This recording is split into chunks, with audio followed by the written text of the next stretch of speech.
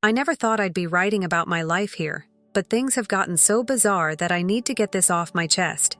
Maybe someone out there has gone through something similar and can help me make sense of it all. So here's the situation. My fiancée, Emma, 27 years old, and the woman I thought I'd spend the rest of my life with, and I, 29, have been together for 3 years. She's funny, intelligent, and has a way of lighting up every room she walks into. Last year, I proposed, and she said yes. We set a date for a summer wedding and threw ourselves into planning. Everything seemed perfect, or so I thought. One day, out of the blue, Emma told me she wanted to visit her sister in her hometown.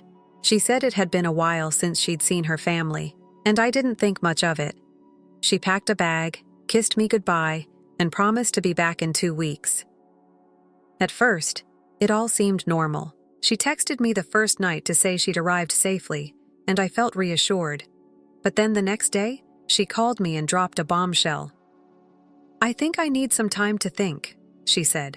Confused, I asked, "Think about what? Is it the wedding? Are you feeling stressed? Did I do something wrong?" She didn't give me a clear answer. Instead, she said, "I just need time to figure some things out." I didn't want to push her, so I said, "If you need space, I understand. Just let me know what's going on." She promised we'd talk soon, but something felt off. That was the last normal conversation we had. After that, communication pretty much stopped. I texted her a few times, just casual things like, "How's your day going?" or "Hope you're doing okay." She didn't reply. I tried calling, but she didn't pick up. Even her usually active social media went silent.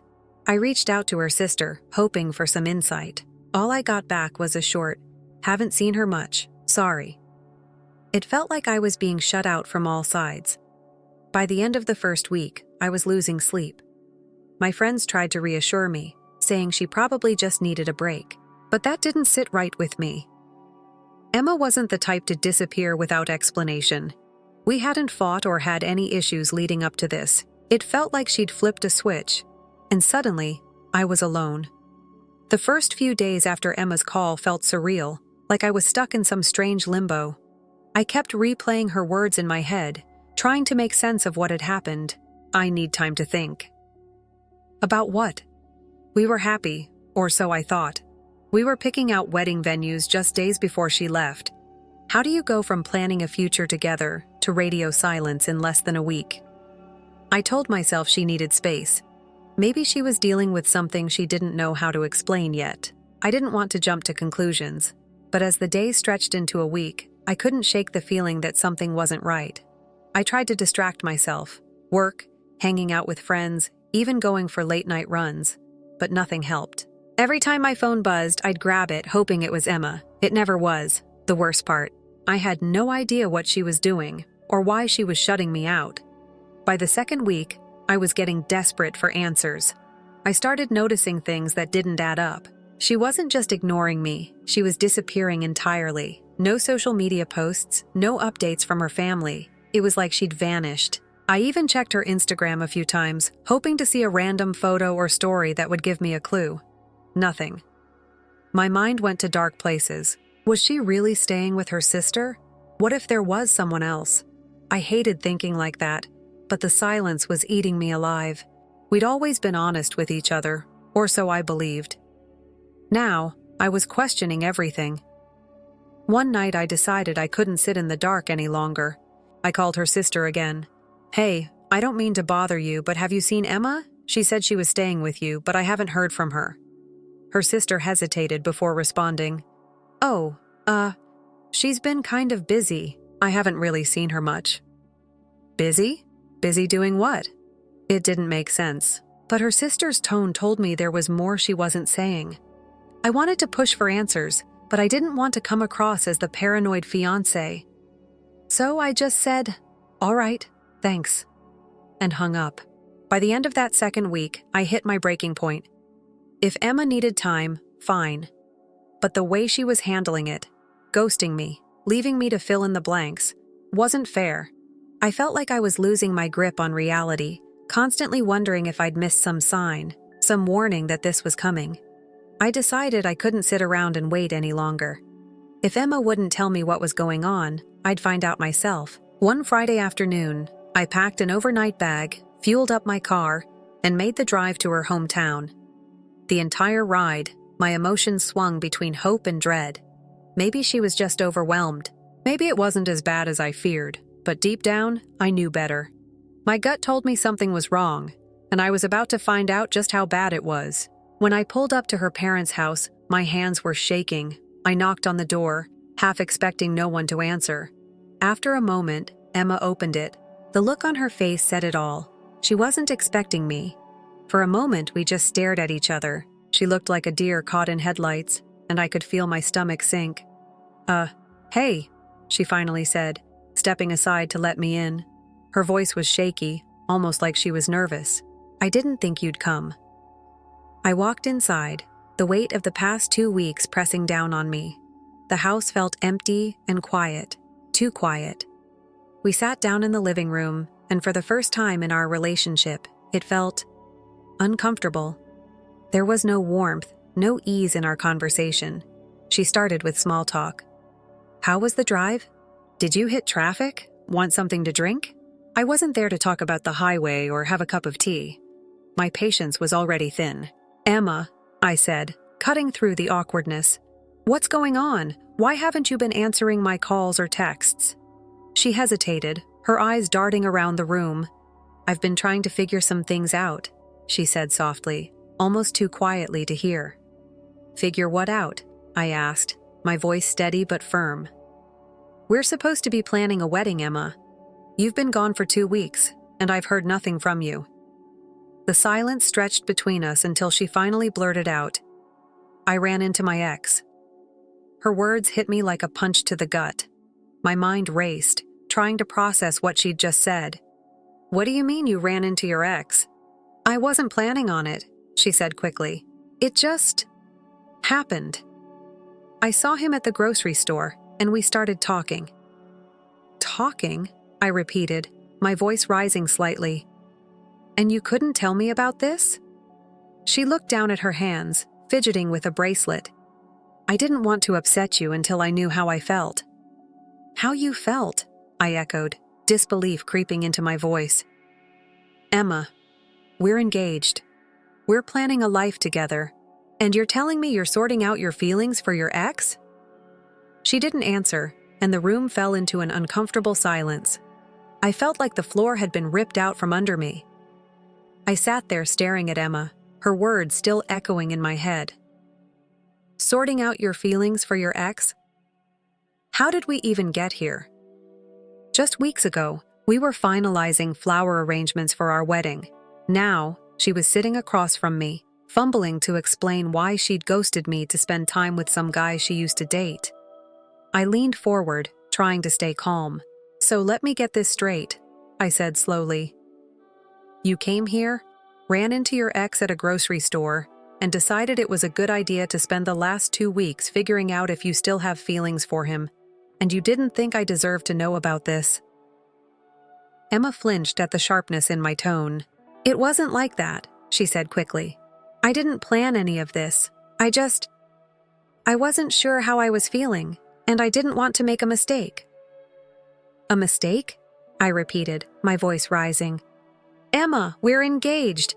We're supposed to be building a life together, and you're telling me that you've been on some kind of emotional field trip with your ex? Do you hear how insane this sounds? Her eyes stayed glued to the floor, and she didn't say anything for a moment. Then, in a voice so quiet I almost missed it, she said, I didn't want to hurt you. I couldn't help but laugh bitterly at that. You didn't want to hurt me? Emma, disappearing for 2 weeks and shutting me out, hurt me more than anything else you could have done. If you'd just talked to me, we could have dealt with it together, but instead, you chose to keep me in the dark while you played house with your ex. Her head shot up at that, her cheeks flushing with anger. It wasn't like that, she said defensively. I needed clarity, okay? I needed to be sure that I wasn't carrying unresolved feelings into our marriage. Unresolved feelings? I repeated, shaking my head. Do you even hear yourself? We've been together for 3 years, Emma. 3 years. And you wait until we're engaged to figure this out. What does that say about us? About me? Tears welled up in her eyes, but I didn't feel sympathy. Not now. Not after everything. I didn't plan this, she whispered, her voice cracking. I needed time to figure things out. And now I know. I know I want to be with you. It felt like the air had been sucked out of the room. I leaned back, letting her words sink in. And I'm just supposed to take your word for it? Pretend these last 2 weeks didn't happen? Pretend you didn't make me feel like I was nothing while you sorted through your what-ifs with someone else? I know I messed up, she said, wiping at her eyes. But it's over now. I don't have feelings for him. I want to make this work. I want us. I stood up, pacing the room because I couldn't sit still anymore. Emma, do you even realize what you're asking of me? You broke my trust. You can't just say, "Oops, my bad," and expect me to move on like nothing happened. Her lip quivered, and for a moment, I thought she might argue. But instead, she just said, "I'm sorry." I stopped pacing and looked at her. Really looked at her. This was the woman I'd planned to marry, the woman I thought I'd spend the rest of my life with. And now? Now she was a stranger. I don't think sorry is enough, I said finally, my voice quiet but firm. She flinched again like I'd slapped her. So, what are you saying? I took a deep breath, trying to steady the storm of emotions inside me. I'm saying I need time to think. Her eyes widened at my words, the same ones she'd thrown at me weeks ago. But unlike her, I wasn't going to ghost her or leave her guessing. I need to figure out if I can forgive this, I said, my voice steady. If I can trust you again, because right now, I don't know. Emma looked like she wanted to say something, but I didn't give her the chance. I grabbed my keys and walked out, leaving her sitting there in silence. After that conversation at Emma's parents' house, I drove back home feeling like my world had been turned upside down.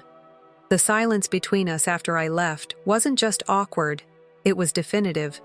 I was done waiting for Emma to figure things out, while she kept me in the dark. My mind was a mess of anger, sadness, and disbelief, but one thing was clear. I needed to move on. The first few days back were a blur. I went to work, did my best to keep busy, and tried not to think about her. But it wasn't easy. We'd built a life together, or at least I thought we had. Now, it felt like I'd been living in some kind of illusion. Every small reminder of her, her favorite coffee mug in the kitchen, the wedding planner on the bookshelf, felt like a punch in the gut. I started talking to my friends about what had happened, just to get it off my chest. Mark, my best friend since college, was furious on my behalf. "Bro, she left you hanging while she entertained her ex? That's beyond messed up," he said one night over beers. Jenna, another close friend, was even more blunt. "If she's running back to him now, imagine what she'd do in the future. You deserve someone who's all in, not someone who treats you like a backup plan." Their words hit hard, but they were what I needed to hear. I was starting to see things more clearly. Emma wasn't just confused, she'd made a choice, and that choice wasn't me. It was a strange kind of relief, realizing I didn't have to wait around anymore. But just as I was starting to feel like I could breathe again, Emma came back. It was a Saturday afternoon. I was on the couch, halfway through a rewatch of a show I didn't even like that much, just trying to pass the time. When I heard a knock at the door, I figured it was Mark, or maybe a delivery. But when I opened it, there she was. Emma stood there with a smile like nothing had happened. "Hey," she said, holding a bag of pastries like this was a casual visit between friends. I just stared at her for a second, unsure if I was dreaming. Hi," I finally said, stepping aside so she could come in. She walked in like she'd never left, commenting on how clean the place was, and setting the pastries on the counter. "We need to talk," she said, her tone light, almost cheerful. I leaned against the counter, crossing my arms. "Yeah, we do," I said, not bothering to hide my irritation. But instead of apologizing or explaining herself, she launched into a discussion about the wedding. "Our venue still has our date reserved," she started. And I was thinking lavender for the table settings. What do you think? It's timeless, right? I couldn't believe what I was hearing. I cut her off mid-sentence. Emma, what are you doing? She blinked, her smile faltering. What do you mean? I mean, why are you here? Talking about table settings like nothing's happened, like you didn't ghost me for weeks and leave me to figure out your feelings for your ex. Her face went pale, and for a moment, she didn't say anything. Then softly, That's over. I don't have feelings for him anymore. It's you I want to be with. I laughed, a sharp, bitter sound that surprised even me. You want me to believe that? After everything? You didn't just walk away, Emma. You vanished. You left me here wondering what the hell was going on while you were off sorting through your emotions. And now you show up, acting like we can just pick up where we left off? She tried to explain, her voice shaking. I didn't want to hurt you. I needed time to make sure. You didn't want to hurt me? I snapped, cutting her off. You think disappearing without a word hurt any less? You think ignoring my calls and texts, shutting me out completely, wasn't painful? Her eyes filled with tears, but I wasn't done. You made your choice, Emma. You made it the moment you decided to see him instead of talking to me. And now, you want me to forget all of that because you've decided you're ready to come back? That's not how this works. I made a mistake, she said quietly, tears streaming down her face now. I know I did, but I love you. I'm here to make it right. I shook my head, my voice calm but firm. It's too late. Love doesn't look like this, Emma. Love doesn't mean putting someone on hold while you figure out if they're good enough for you. Her face crumpled, and for a moment, I thought she might argue. But then she looked down, fiddling with the engagement ring still on her finger. My ring. Take it off, I said, my voice steady. Her head snapped up, her eyes wide. What? The ring, I said again, pointing at her hand. Take it off. You don't get to wear it after everything that's happened. For a moment, she looked like she might protest, but then she slid the ring off her finger and placed it on the table.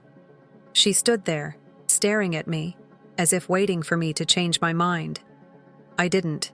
Is this really it? She asked, her voice barely above a whisper.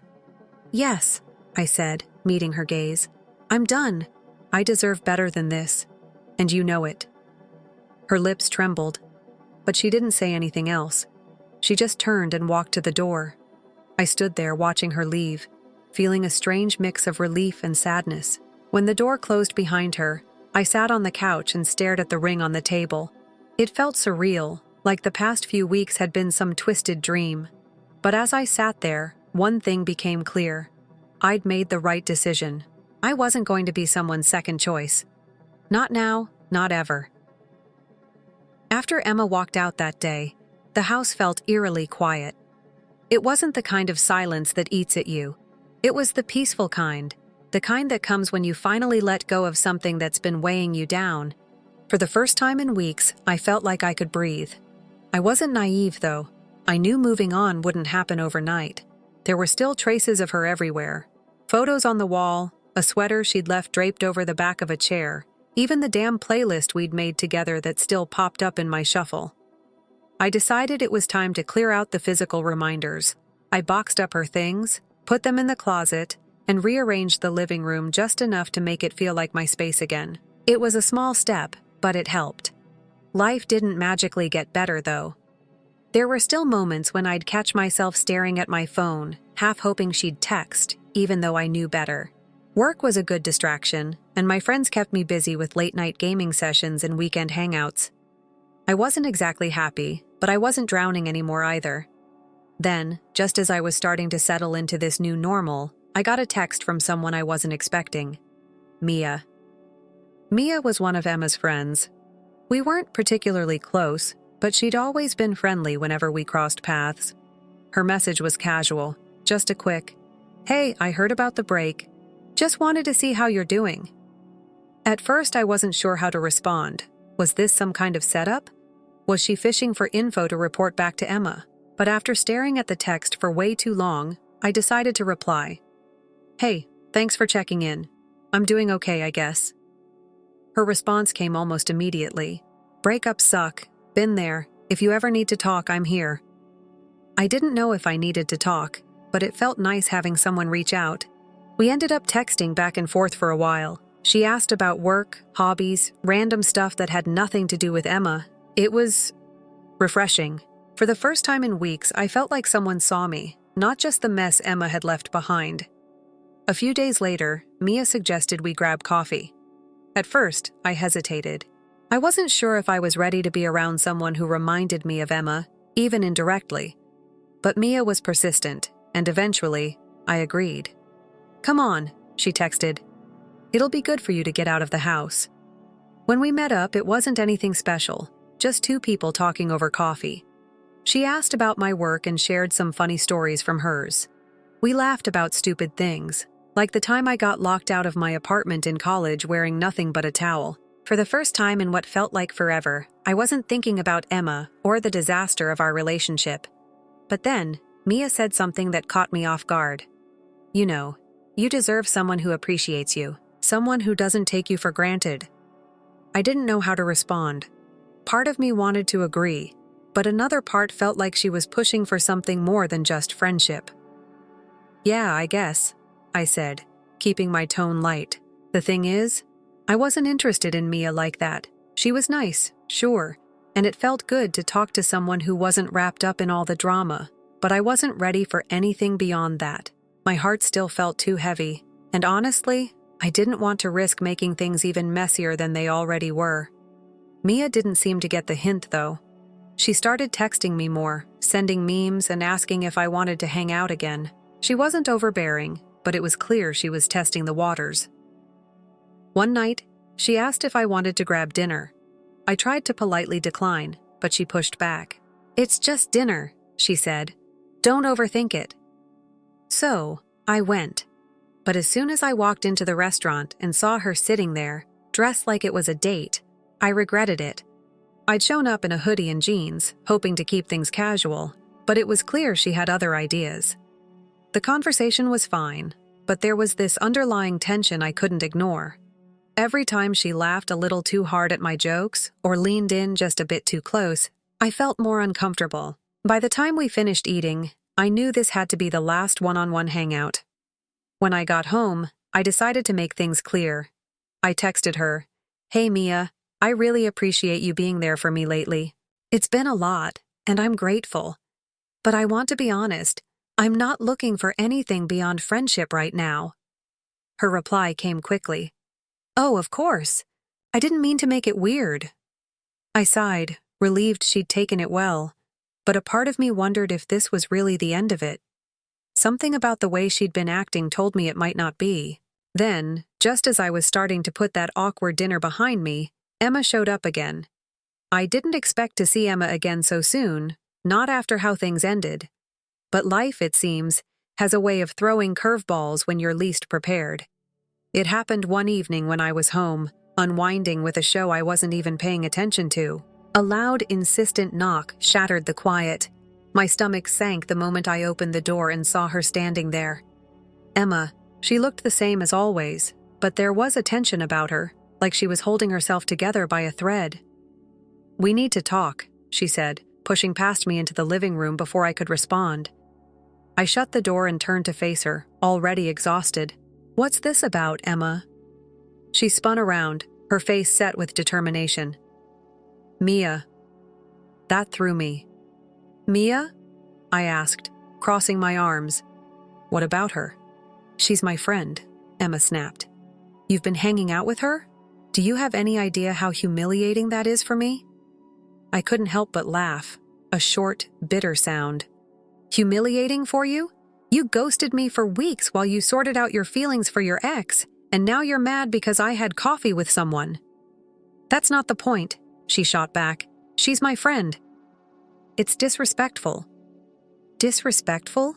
I repeated, my voice rising. "Emma, we're done. You don't get to dictate what I do or who I talk to anymore." Her jaw tightened, and for a moment, she looked like she might explode. "So that's it? You're just moving on just like that?" "What did you expect?" I said, throwing my hands up. "That I'd sit here, waiting for you to decide if I'm good enough." That I'd put my life on hold while you figured out your feelings? I came back because I realized I still love you, she shouted, tears brimming in her eyes. I shook my head, my voice steady. Too late, Emma. Love doesn't look like this. Love doesn't mean leaving someone in the dark while you chase after something, or someone else. And it sure as hell doesn't mean showing up weeks later, demanding answers like you're the victim. Her face turned red, a mix of anger and frustration. You'll regret this, she said, her voice sharp. Don't think I won't make you regret this. I let out a tired sigh, walking to the door and opening it wide. Go ahead, Emma. Make whatever threats you want. But we're done. You don't get to be a part of my life anymore. For a moment, she just stood there, staring at me. Then, without another word, she stormed out. I closed the door behind her and locked it, the finality of the gesture sinking in. This time, it really was over. The days after her visit were quiet, not the uneasy silence I'd felt before, but the kind that felt like a clean slate. Emma didn't try to contact me again, and for that I was grateful. I needed time to heal, to sort through the mess she'd left behind. Mia texted me a few more times, but I kept my responses friendly and distant. I appreciated her kindness, but I didn't want to send mixed signals or risk complicating things further. One afternoon, she asked if I wanted to grab lunch. I hesitated, but eventually agreed, deciding I could use the opportunity to set some boundaries. When we met up, the conversation started light, but as the meal went on, I could feel the tension building.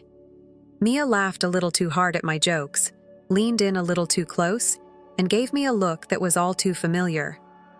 I decided it was time to speak up. Mia, I said gently, setting my fork down. I need to be honest. I really value your friendship, and I'm grateful for all your support, but I'm not in a place where I can offer more than that. For a moment, her face fell, but she quickly recovered, waving it off. Oh, of course. I didn't mean to make it weird. I nodded, relieved, and hoped that would be the end of it. But as I walked back to my car after lunch, I caught a glimpse of something, or rather someone, that sent a chill down my spine. Emma. She was standing half a block away, pretending to scroll on her phone. I froze, debating whether to confront her. But what was the point? It would only escalate into another argument. So, I got into my car and drove away, pretending I hadn't seen her.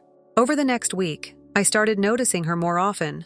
Her car parked down the street when I got home from work, a fleeting figure in the grocery store aisle. She wasn't obvious, but she wasn't exactly subtle either. It felt like she was waiting for me to do something, but I wasn't about to give her the satisfaction. Finally, one evening, I decided enough was enough. I texted her, keeping it short and firm. Emma, I've noticed you around. Stop following me. This isn't healthy, and it's not going to change anything. She didn't reply, but the next day her car was gone, and after that, I didn't see her again. It took time, but the silence that followed felt different, lighter, more peaceful. For the first time in months, I felt like I could focus on myself. I started going to the gym, picked up an old hobby I'd neglected, and spent more time with friends who reminded me what it felt like to be cared for without conditions. I wasn't in a rush to figure out what came next. For now, I just wanted to rebuild my life, one step at a time. Emma had been a chapter in my story, a painful one, but a necessary one. And now, it was time to move forward. If there's one thing I've learned from all of this, it's that I deserve better. Better than being someone's second choice, better than being left in the dark, and better than holding on to something that wasn't meant for me. Here's to starting over. Cheers Story 2. The title of this story is I Purchased My Wife's Family Home. She then took the side of her conceited mother. They had nothing left after I ejected them both from existence. Hello everyone. Prior to the start of today's video, I need your assistance. One of the greatest ways you can help us out is to subscribe, since we've observed the channel is losing some of its popularity. It's simple, free, and helps us continue to provide you with amazing content. Your assistance is much appreciated. Together, let's continue to build this channel. Many thanks. Let's begin the video now. Reddit, hello. Allow me to introduce myself. I'm 36-year-old Ethan, a Dallas, Texas-based self-made millionaire. Not everything in my life has been easy. I worked hard, made sacrifices, and spent more late hours than I can remember to earn every dime I own. I started my real estate business from the ground up. I began by purchasing a single duplex with a modest debt and a lofty goal. I proved to myself and everyone else that I didn't require favors or shortcuts to succeed by growing that small investment into a successful company over the years. I thus believed I had finally found someone who understood me when I met Lisa, a 33-year-old woman, someone who didn't care about my wealth or prestige. She struck me as nice, sincere, and grounded. Carol was the complete opposite of her mother. Lisa would make fun of her mother's overbearing behavior, and I would simply nod in agreement, assuming it was overblown. How horrible could one person be, after all? It goes horribly wrong. A single stare from Carol was enough to bring down even the toughest person. If you didn't agree with her, you would as well have committed a criminal because of her amazing ability to control every discourse. She had more than simply opinions. She had orders. Lisa had no say in anything as a child. Carol made decisions about her friends, her clothes, and even the college she would attend. It wasn't advice. A dictatorship prevailed. Lisa first appeared to have escaped her mother's hold. Although she was self-reliant, humorous, and had her own goals, it was quickly apparent that Carol still had a leash on her, although one that was less noticeable. Every significant choice Lisa made had an implicit requirement for Carol's consent. I was very mad about it, but I didn't say anything because, well, I liked Lisa. However, the power struggle with Carol truly started after we became engaged. She did more than simply provide wedding-related recommendations. She attempted to manage everything, from the guest list to the floral arrangements. She desired for everything to have her fingerprints. The last straw. Because our venue didn't have the charm she had in mind, she attempted to veto it. I had to make a decision. We are getting married, not you. I informed her in a forceful but courteous tone. She pretended that her firstborn kid had just been taken from her. She falsely accused me of destroying the family, and the waterworks began. Lisa pleaded with me to make a concession, of course. She said, "It's only one day. Is it not possible for her to feel included?" All right.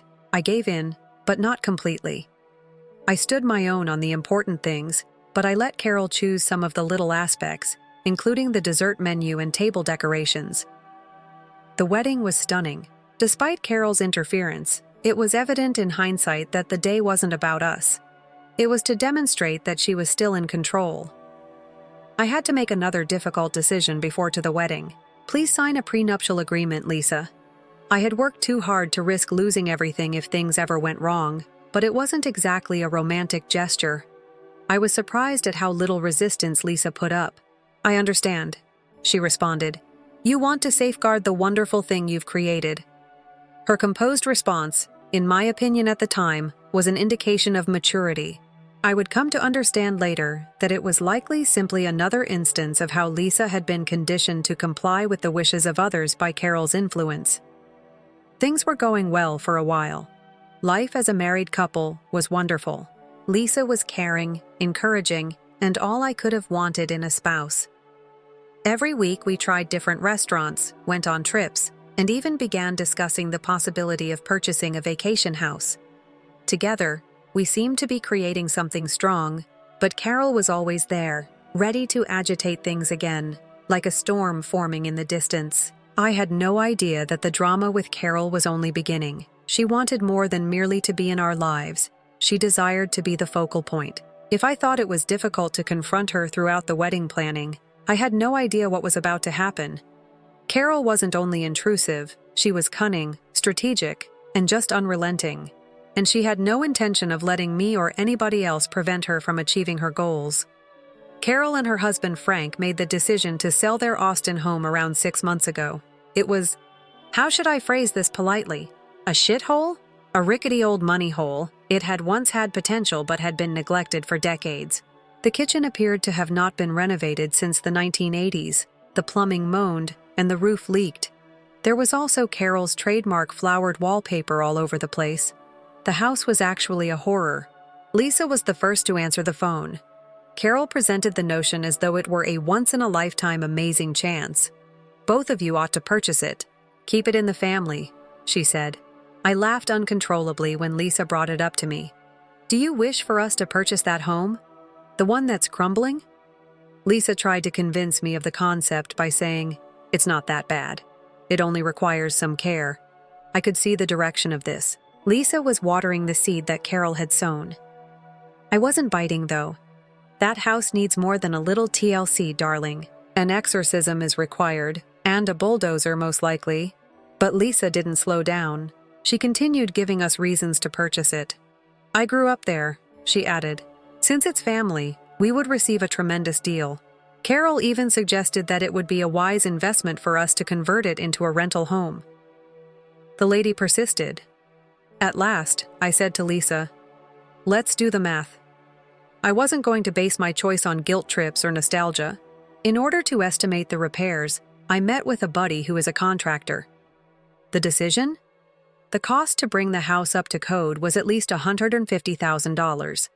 In addition to Carol's $450,000 asking price, we would be spending $600,000 for a home that is most likely worth just half that amount. I demonstrated the arithmetic to Lisa. "It's not a big deal." "This is financial suicide," I remarked. Carol wasn't finished, though. She became quite emotional and went all out. She informed Lisa that although she had always hoped to keep the house in the family, she would be devastated if it were sold to a stranger. For good measure, she even included some crocodile tears. Lisa, just being the kind person she is, gave in to the strain. I grudgingly consented since I didn't want to argue with my wife. "All right. As long as I can afford everything my wife wants, we'll purchase it," I said. "Why not? A huge error. Enormous." After the transaction was completed, we were formally recognized as the happy owners of the house that had belonged to Carol and Frank, or the money pit, as I like to refer to it.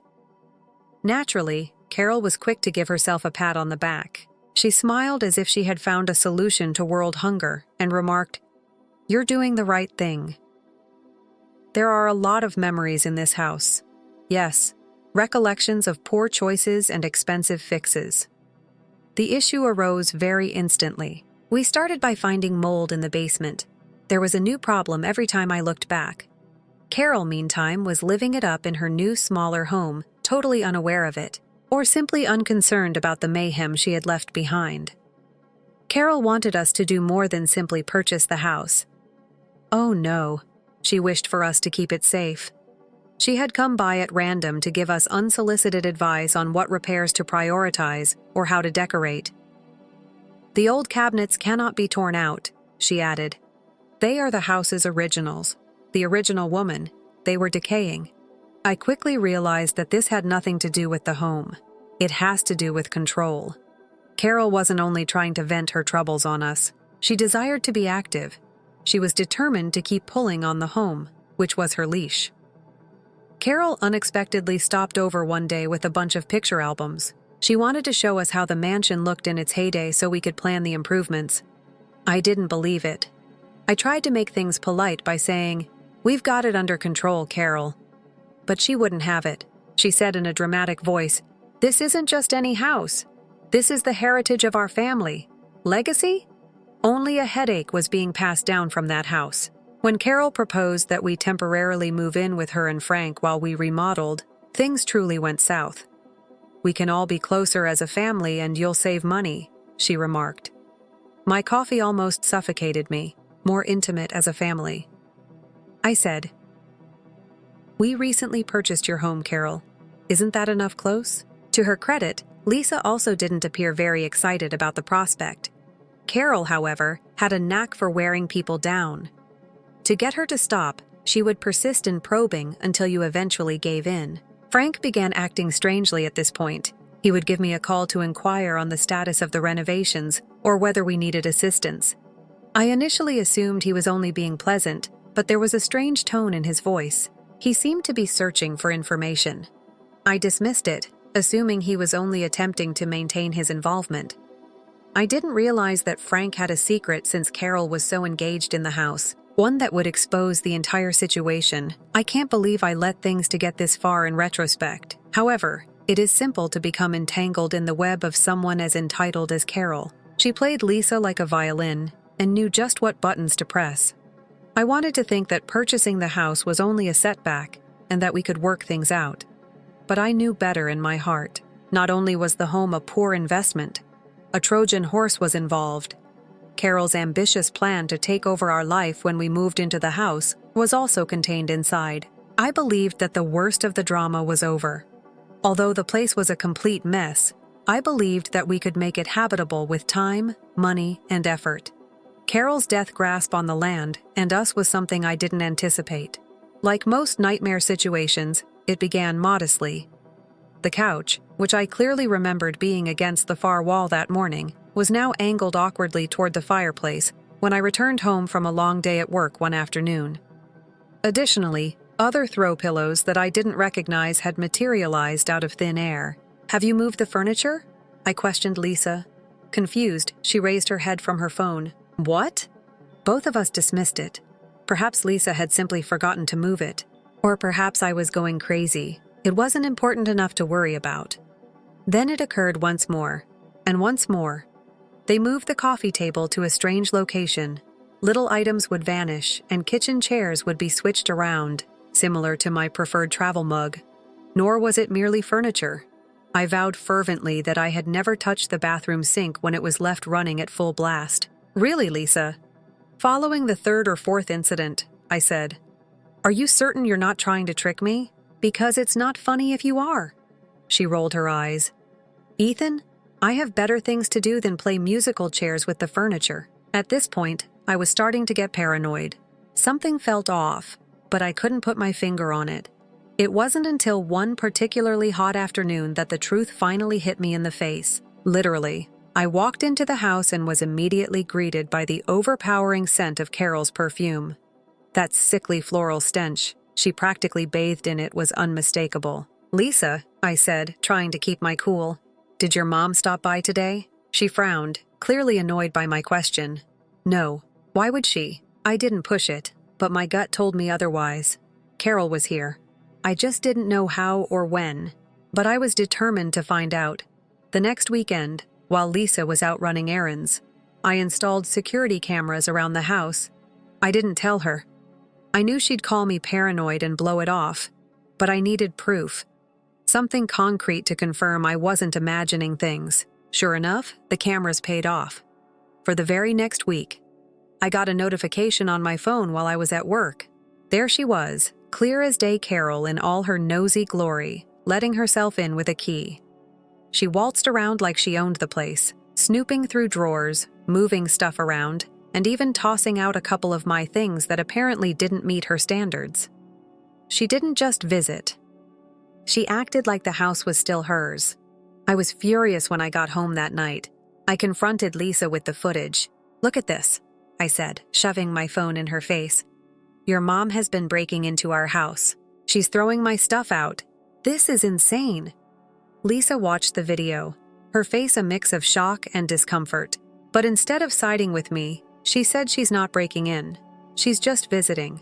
She probably misses the house. "Misses the house," I exploded Lisa. "She's snooping through our drawers and tossing my things like it's a yard sale.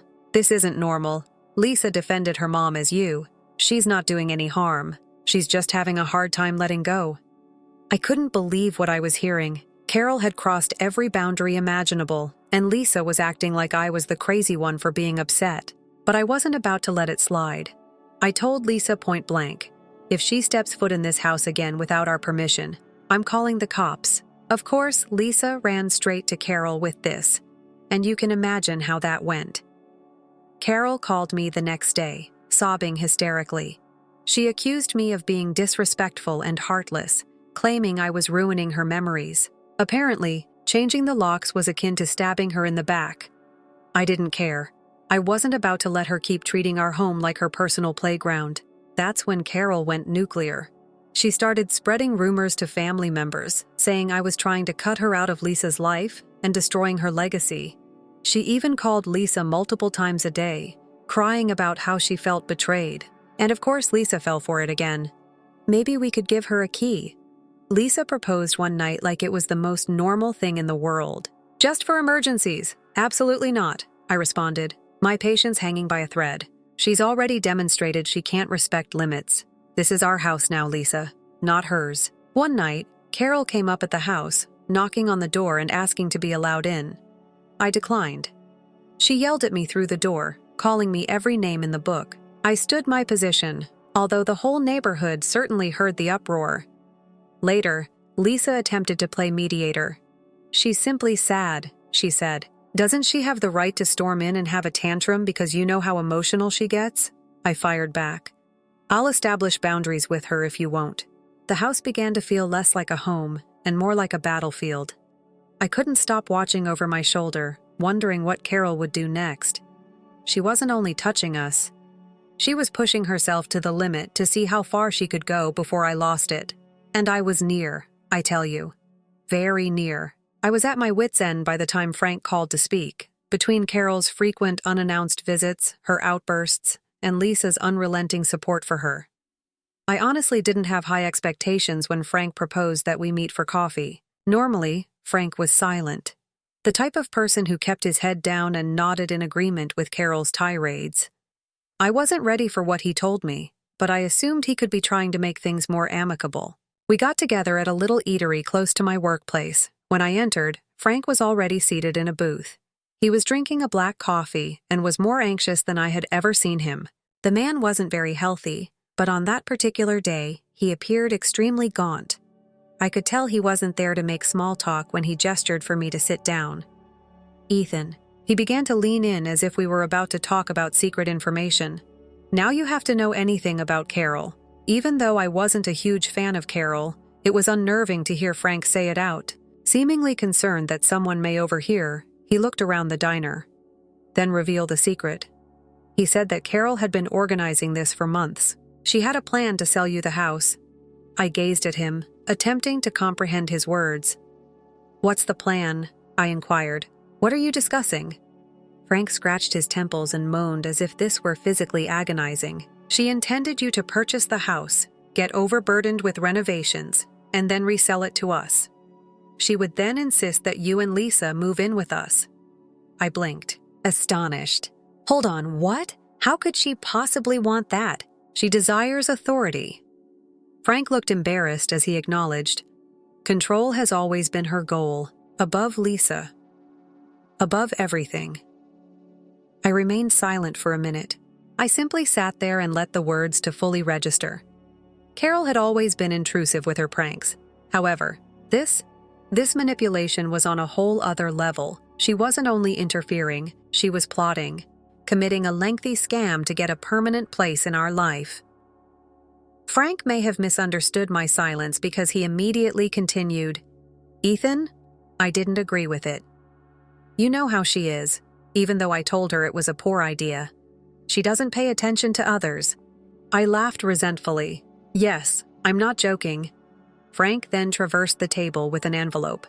There was a $20,000 check inside.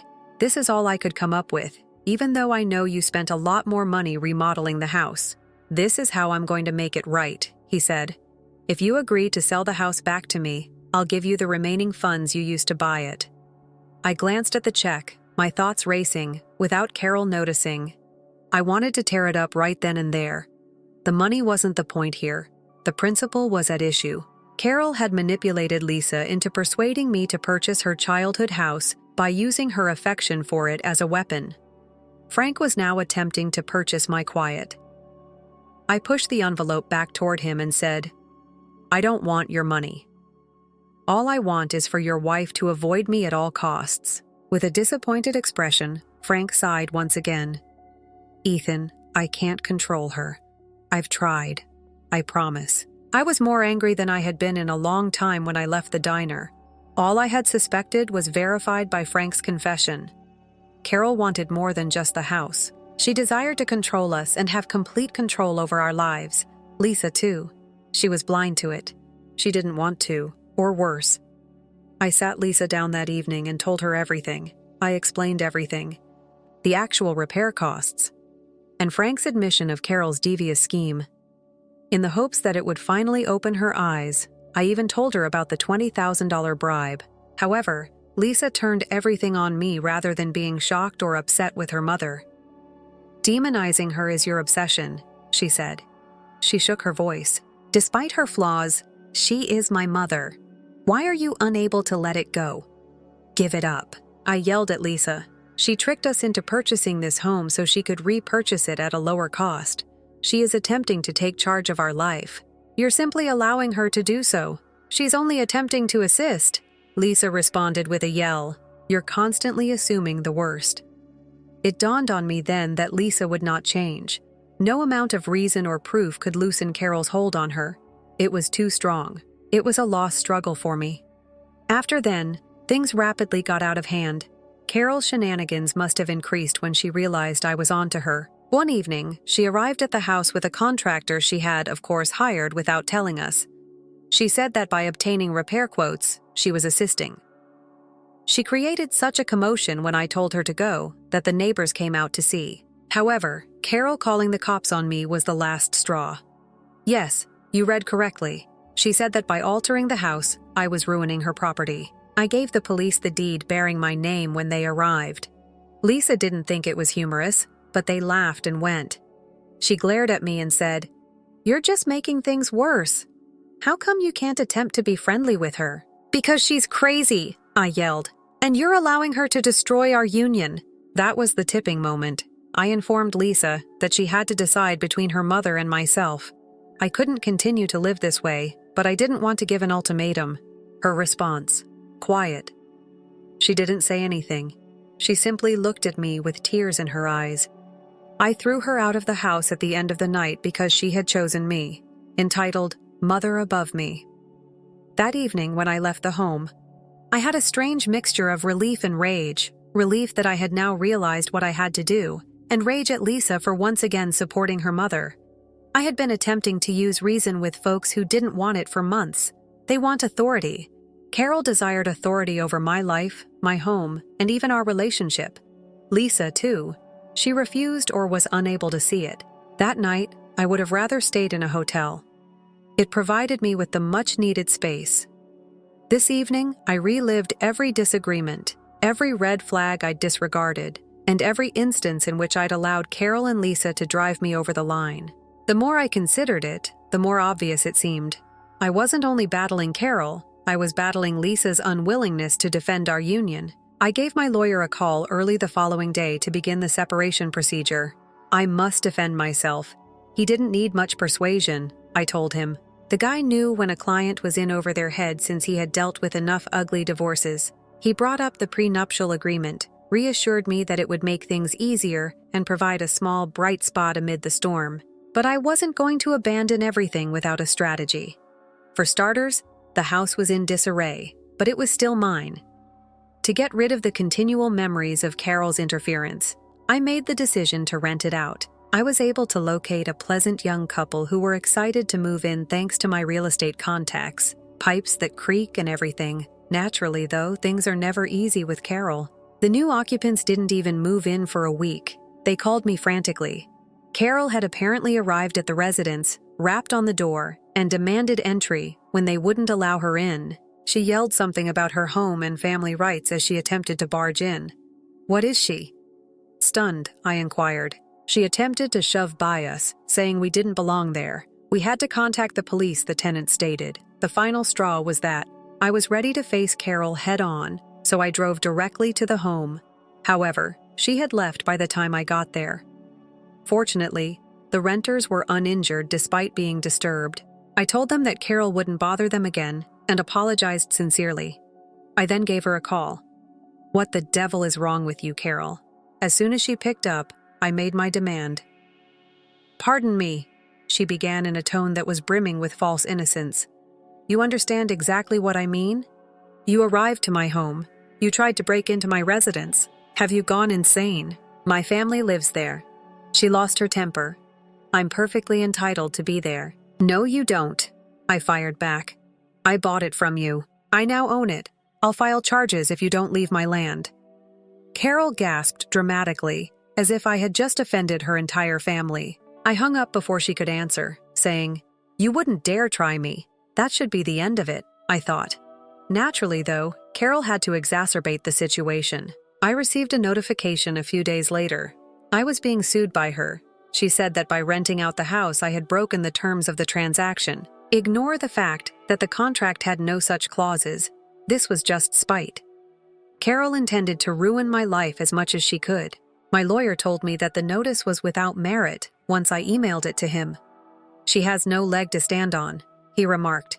She is only attempting to scare you. Lisa, however, continued to live with Carol.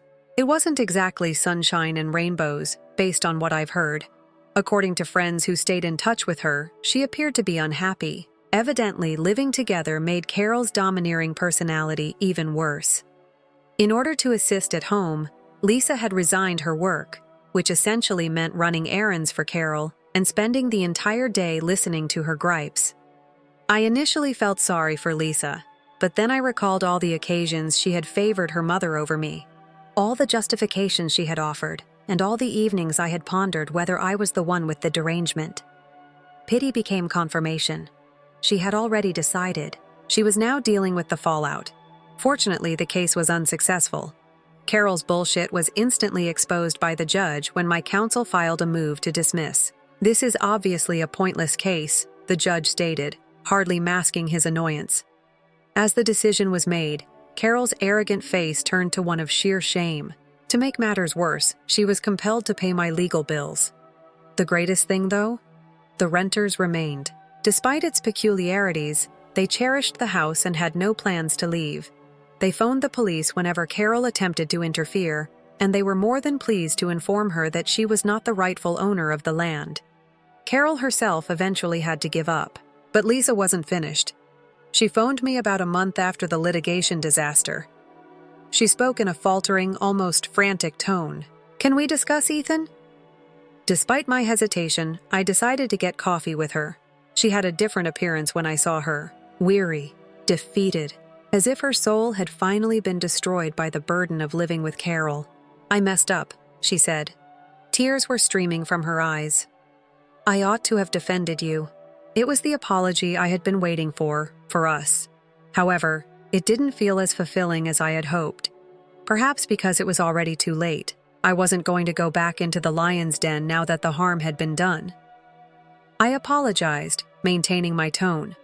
However, I am no longer able to do this. I must go on. Lisa gave a nod. She was crying uncontrollably. I get it. It was over in an instant. She didn't receive $1 from me, thanks to the prenup. Nor my money, nor the house. Nothing. Carol's ambitious scheme had failed miserably. Rather of exerting control over me, she found herself stranded with Lisa. Story 3. My cousin dropped her child on me for a day is the title of this story. Went missing for a week. I thus ensured that CPS was involved. She is now pleading. Hello everyone. Prior to starting today's video, I need your assistance. One of the greatest ways you can help us out is to subscribe, since we've observed the channel is losing some of its popularity. It's simple, free, and helps us continue to provide you with amazing content. Your assistance is much appreciated.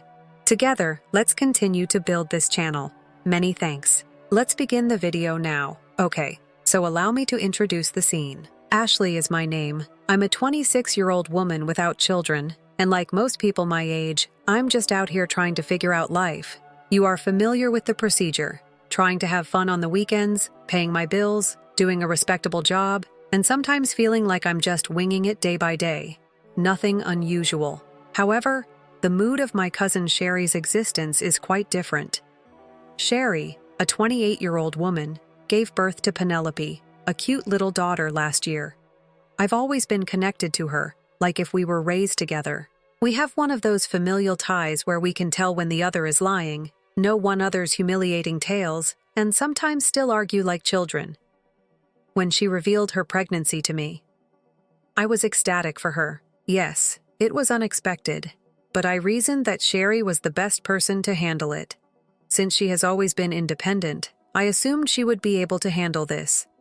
When she eventually gave birth to Penelope, I was thrust into the position of the cool, helpful cousin. To be honest, I didn't mind either. I'm not the type of person that runs away from children or gets upset when they cry. I enjoyed spending time with Penelope, who is so adorable. I would occasionally answer Sherry's phone when she needed a break or had work to do. Not a huge thing, is it? It didn't seem like a hassle to take Penelope to the park or spend a few hours watching cartoons. Here's the problem, though. It wasn't until things got out of hand that I realized how much Sherry was depending on me. Initially, it was simple tasks like running errands or providing nighttime childcare. It seemed doable, and I reasoned that I was assisting her. She's most likely simply anxious about acclimating to motherhood. Sherry's support network wasn't the most reliable. She and Penelope's father did not stay together. My aunt and a few other relatives were present, but they weren't exactly trustworthy. So I took the lead for a little. It was successful. Sherry had some alone time. Penelope seemed content, and I thought I was doing something right. However, in hindsight, I chose to overlook several warning signs because, well, it's family. Sometimes Sherry would be late returning, and I would sit there and think, well, she's just running behind. But it continued. When I agreed to keep Penelope for a couple of hours, it would quickly escalate to 3, 4, and perhaps the entire evening. On one occasion, Sherry promised to return by 8 p.m., but I stayed until nearly midnight. Halfway through the evening, she texted me to let me know she was a bit late since she had gotten caught up. Just a brief explanation, no apologies. Regards. You are the greatest. Although I was a little irritated, I dismissed it. How might I proceed? Call her out. I reasoned that perhaps she needed the extra time and that there was no use in fussing. The problem is that I believe Sherry began to believe that I would always say yes. It was similar, as I didn't voice any complaints. To be honest, I was a little too kind to stop her from pushing the boundaries further. I didn't want to give the impression that I didn't care for Penelope or offend her. In addition, there is an implicit pressure in our family to handle things in a discreet manner. The mother of my Aunt Sherry values the entire family, supports one another regardless of the idea. Yes, I understand that. Where is the line, though? When does offering assistance become exploitative? Well, let's go back to Sherry. I was essentially Penelope's go-to babysitter by the time she turned 1.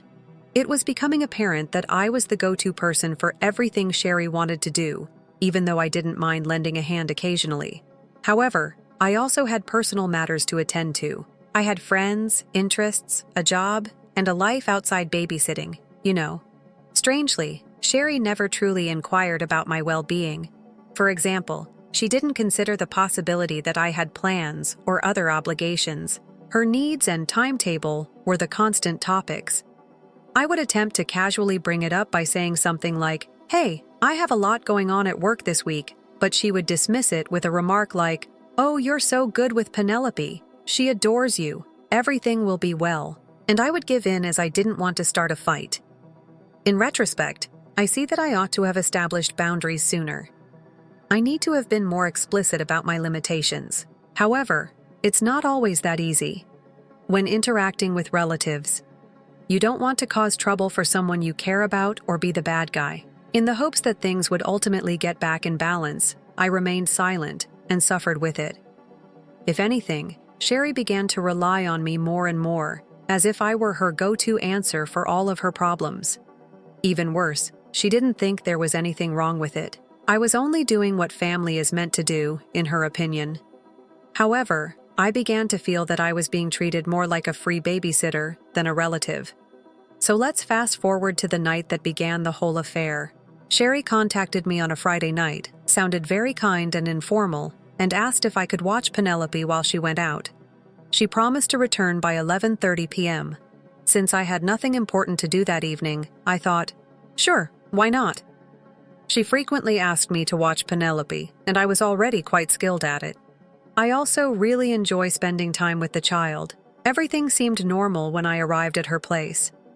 Sherry gave me a brief overview of Penelope's bedtime routine, which was nothing new, and she was already feeding her. After reading a few books and playing for a while, I put her to bed. Simple as pie. The problem wasn't watching the child. What followed was the problem. When 11:30 arrives, Sherry hasn't returned yet. If she was going to be late, I thought she would at least text me, but I'm not freaking out or anything.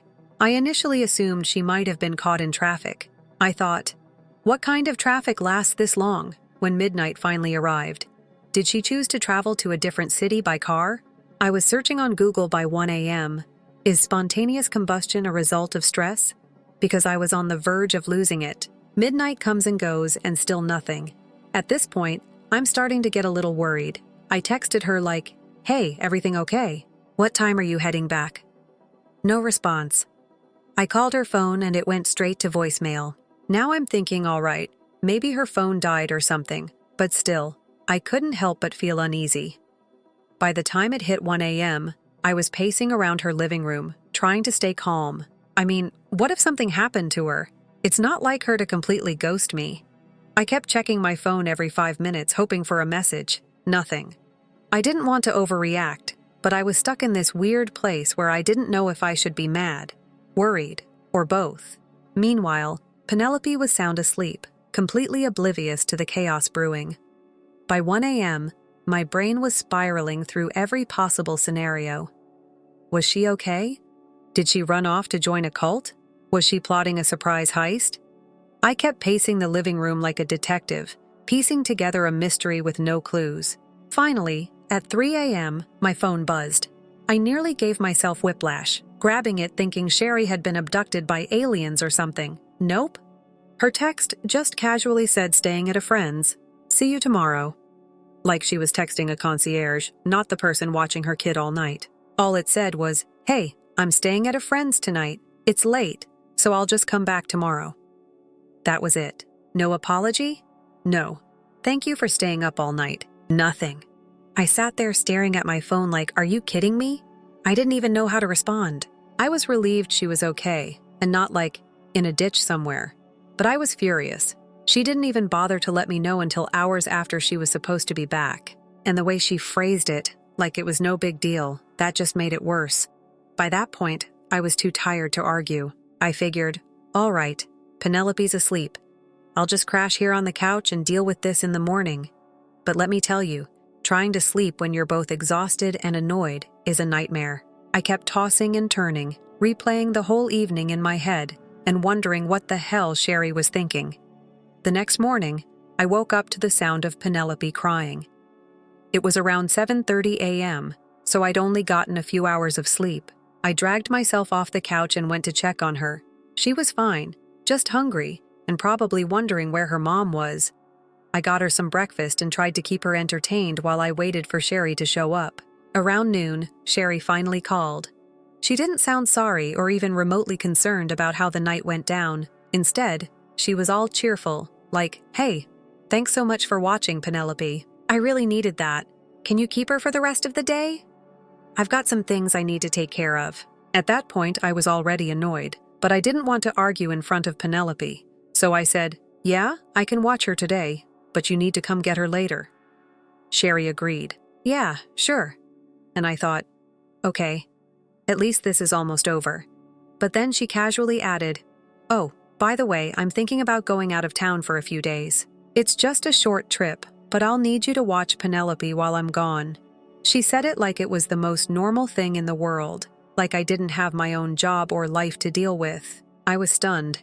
I didn't even know how to respond. I tried to push back a little, saying, "Sherry, I've got work this week. I can't just drop everything to babysit for several days." But she brushed it off, saying, "Oh, you'll figure it out. Penelope loves you, and you're so good with her. Everything will be well." Then she hung up. I stared at the phone, like she just asked me to build a spaceship. I mean, I like Penelope, but she's a toddler, not a Tamagotchi. You can't just hand her over and say, "Figure it out for the rest of the day." I was in this weird headspace where I didn't know what to do. I felt bad for Penelope because she didn't ask for any of this. And it wasn't her fault. But what on earth is Sherry's mind for assuming I drop everything to take care of her kid?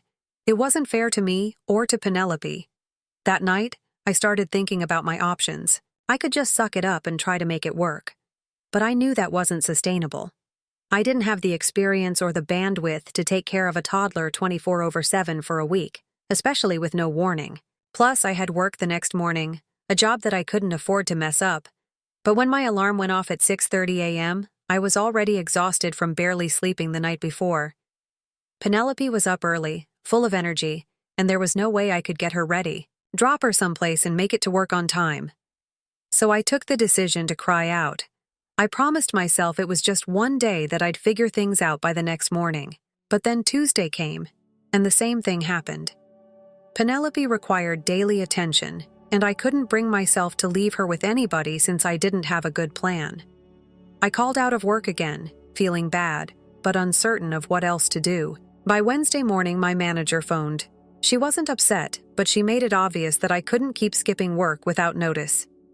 She inquired whether everything was okay and if I needed help. That chat was the wake-up call I needed. As much as I loved Penelope and wanted to make sure she was okay, I couldn't keep putting my life on wait indefinitely. I understood I needed to find a solution immediately. Eventually, I decided to phone a family friend, someone I knew was fantastic with kids and had a more flexible schedule. They agreed to intervene and assist once I gave them the rundown. At least I knew Penelope would be in capable hands, even if I felt a bit bad about giving her to someone else. I immediately went to work after packing up her belongings and dropping her off at the friend's place. Having a strategy in place was a relief, but the irritation and guilt persisted. It wasn't meant to be this way. What else could I do, though? Since I wasn't her mother, I wasn't prepared to deal with this. Sherry never once checked on Penelope. She didn't text or call, nothing. It still annoyed me, even though I assumed she would be packing or something.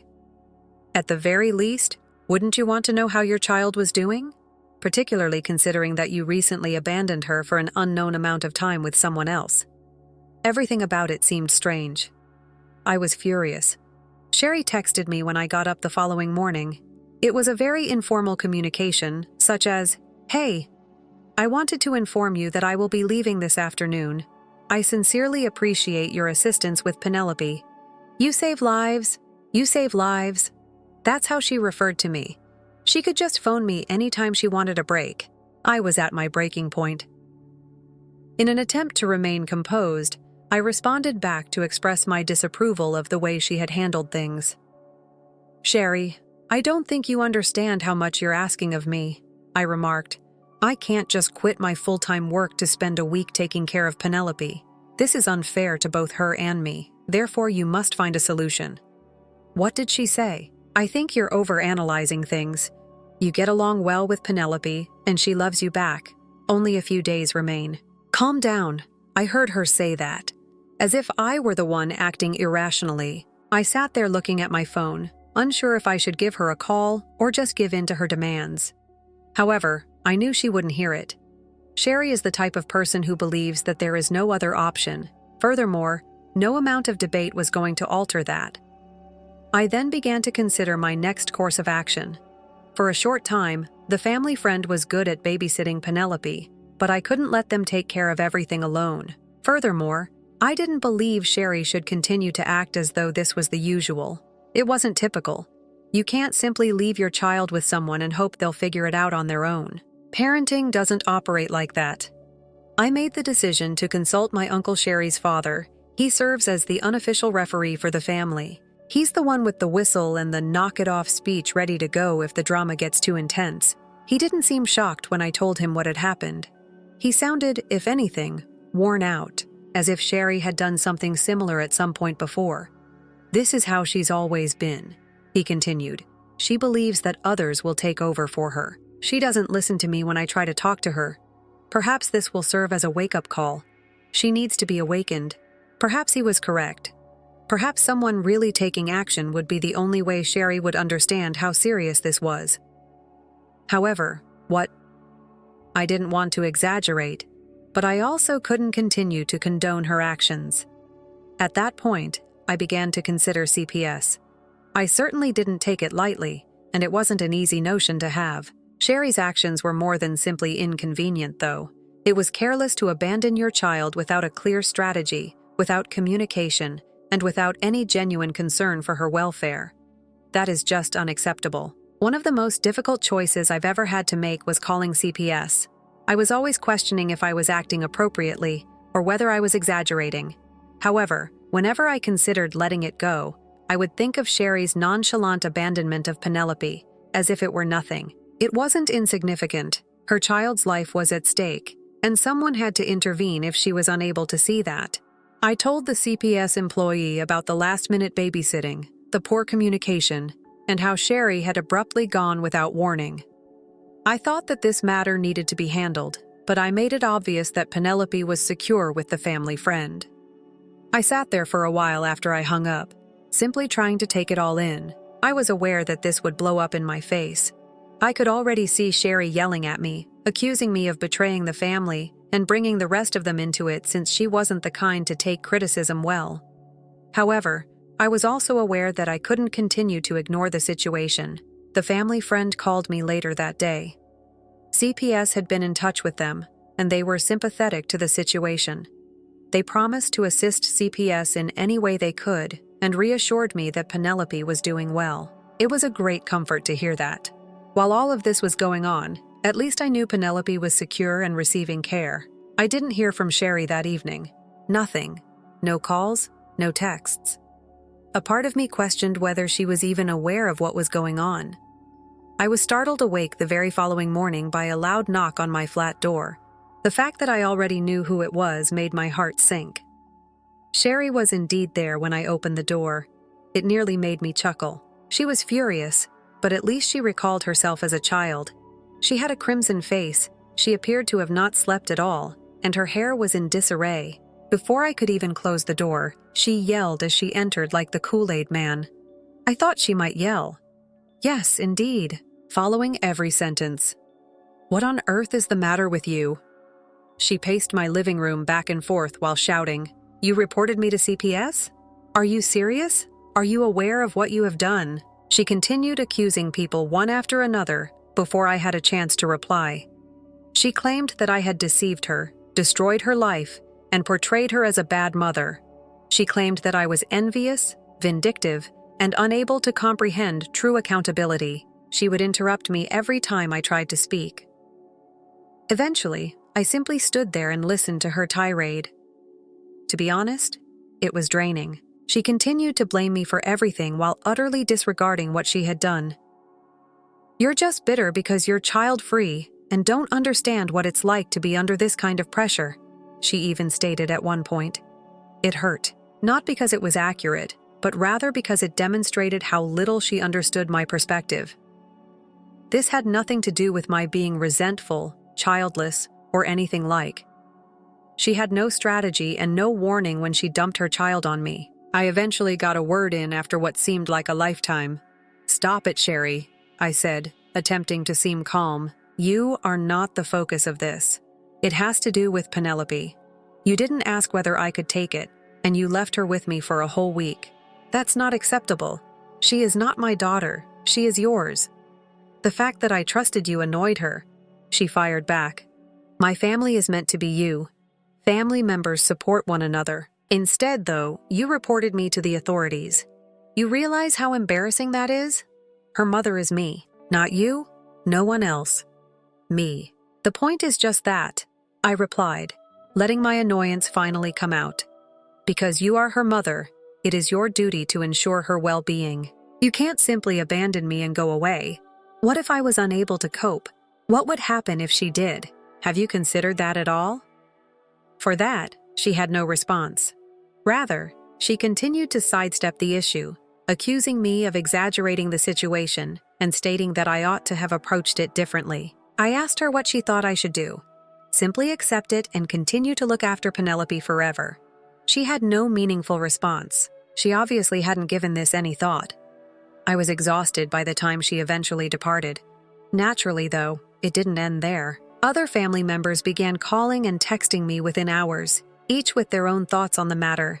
The first person to contact was the mother of my Aunt Sherry. She was enraged. How could you harm Sherry like this? She made a demand. You should encourage her rather than undermine her. You're making things worse for her, after everything she's already been through. Family members don't report one another to the police. I attempted to give her my perspective, but she refused to listen. It was me who had unnecessarily inflamed the situation. You ought to have just spoken to her, she insisted, like I hadn't tried it before. It seemed as though nobody wanted to admit that Sherry was the one who initially placed me in this predicament. Fortunately, not every member of the family opposed me. Later that day, I received a call from my uncle, who said he agreed with my choice. "You made the correct decision. Sherry must be held responsible for her acts," he added. "This has nothing to do with punishing her. The goal is to ensure Penelope's safety." Although it was comforting to hear that, it didn't make the remaining family turmoil any less difficult to handle. Work also turned into a nightmare. I was continually distracted by the incessant buzzing of calls and texts on my phone, wondering what new drama was in store for me.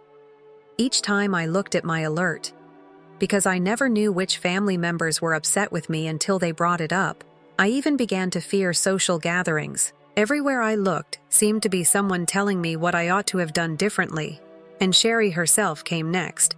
She didn't get in touch with me directly after her first outburst at my flat, but I could tell she was still upset. Other family members would tell me that she was telling everyone how I had deceived her and ruined her life. The fact that she gave Penelope no attention at all during her ordeal was the most painful thing. It had nothing to do with her daughter's best interests. Sherry was trying to avoid taking on responsibility and save face. She never once inquired about Penelope's well-being or expressed any worry about how the circumstance could have affected her. She was the main focus, and she felt that it was unjust. CPS was investigating the matter, while Penelope continued to reside with the family acquaintance. I thought it would be a wake-up call for Sherry, but I had no idea what the result would be. She had to own up to her mistakes and begin prioritizing Penelope's needs, but it was anyone's guess whether she would truly do it. The week continued like an endless marathon of second-guessing, fights, and guilt trips. At last, however, things began to escalate. After completing their preliminary evaluation, CPS chose to schedule a meeting with Sherry. Although I wasn't personally engaged, our family friend who had been keeping an eye on Penelope informed me that CPS was determined to ensure Sherry realized the seriousness of the situation. I felt an odd mixture of comfort and fear when I heard that. I felt affirmed, on the one hand. Conversely, I was aware that the true consequences were still to come. My uncle phoned me one day. He wanted to let me know what was happening after speaking with Sherry. He added in a frustrated tone, "As usual, she's furious. However, I believe she is beginning to understand that this will not simply go. She is not thrilled that CPS is making her go through some hassles." I said, "What kind of hoops?" For a period, she must attend a parenting class and have frequent meetings with a social worker. For the time being, they are keeping Penelope with the family friend. It is, to be honest, the soccer equivalent of handing Sherry a yellow card. She needs to get her act together, but it's only a warning and not a complete punishment. She's holding you responsible for everything. Naturally. I wasn't surprised at the last section. From the beginning, Sherry had expressed her belief that I was solely to blame. However, I was taken aback by my uncle's subsequent statement. I informed her that she was solely responsible for her own actions. He said that I informed her that this was a wake-up call, and that she ought to be grateful to you for taking over when she was unable to do so. It was quite comforting to hear that type of support, especially from a family member. I felt like someone actually grasped my perspective for the first time. However, I was aware that Sherry would not perceive it that way. Sherry ultimately managed to get in touch with me personally, as it turned out. One evening, she gave me a call. She said in a less irate but still bitter tone, she continued, "I just want to know why you did this. Why didn't you simply speak to me? Why did you have to blow everything up and call CPS? Sherry, I attempted to speak with you. Remember what I said when you informed me that you would be gone for a week that morning? I couldn't take it, I told you. You dismissed me as if it didn't exist. You didn't even inquire as to whether I approved of it. You left Penelope with me regardless after that." "It's unfair," she responded hastily. "I had faith in you. I assumed you would support me." I tried to maintain my composure as I said, "This isn't about trust. This has to do with accountability. There was no plan you had for Penelope. You just thought I would figure it out. That's not acceptable. She's not my daughter, Sherry. She's yours." She paused for a long time, and for a split second I thought she may hear me. "You could have just handled it quietly," she added. "CPS didn't need to be called. You have no idea how embarrassing this is for me." I let out a sigh. "Sherry, please be understanding.